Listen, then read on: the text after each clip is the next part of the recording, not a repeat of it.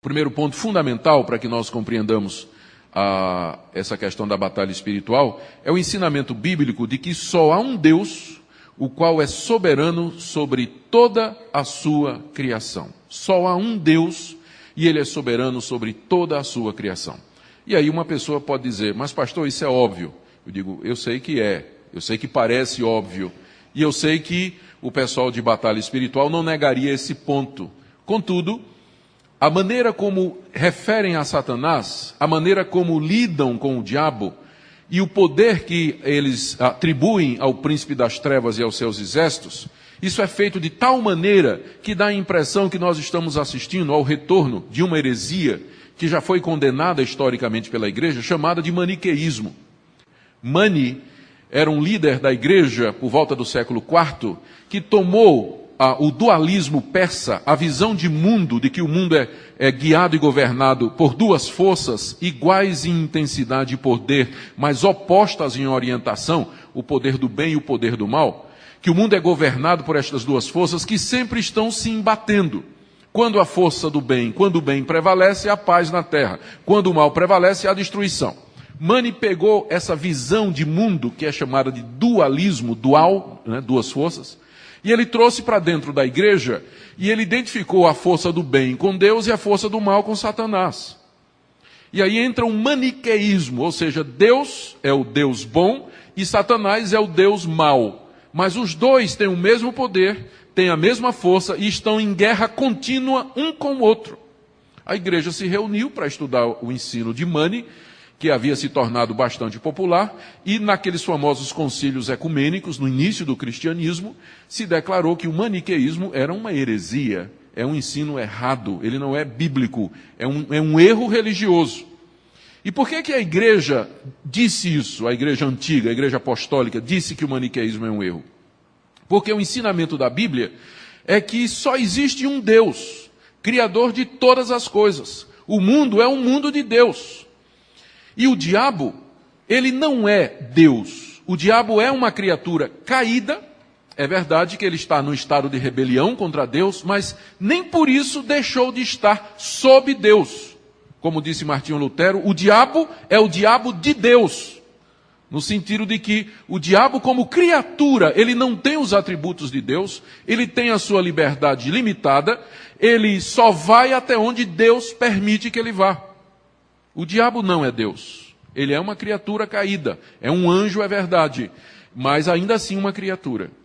Ele não tem os atributos de Deus, ele não é onisciente, ele não é onipotente, ele não é onipresente, ele, pelo que nós lemos na Escritura, ele tem poderes e habilidades que excedem aquela da raça humana, mas continua sendo uma criatura, e como criatura, ele está debaixo da jurisdição de Deus. Da maneira como as pessoas falam sobre o diabo na batalha espiritual, você tem a impressão que o diabo é um poder igual ao de Deus, e que o diabo tem liberdade para fazer a bagaceira que ele quiser, na vida de quem ele quiser, na igreja que ele quiser, e a única coisa que resta a Deus é vir depois para consertar e juntar os cacos.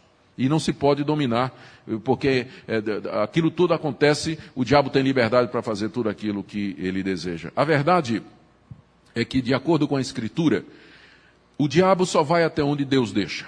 Quando ele quis acabar com a vida de Jó, ele teve que ir pedir permissão.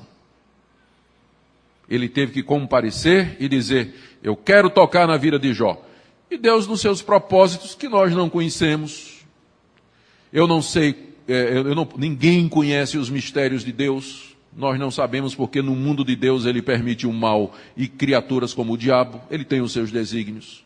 Nós apenas confiamos que tudo que Deus faz é justo, mesmo que nós não compreendamos. Mas Deus permitiu até um ponto e disse, você só toca no corpo de Jó, mas não tire a sua vida. E o diabo fez isso mesmo. Ele afligiu Jó com uma série de doenças, mas não pôde tirar a vida de Jó. Uma vez, o Senhor Jesus se virou para Pedro, já próximo da crucificação, e disse, Pedro, Satanás te pediu, a ti e aos demais, para cirandar-vos como ao trigo, passar, ou seja, submeter os apóstolos a uma grande provação. Aí o Senhor Jesus continua, mas eu intercedi por vós, para que não desfaleçais. Ou seja, a intercessão de Jesus limitou a ação de Satanás na vida de Pedro e dos demais apóstolos.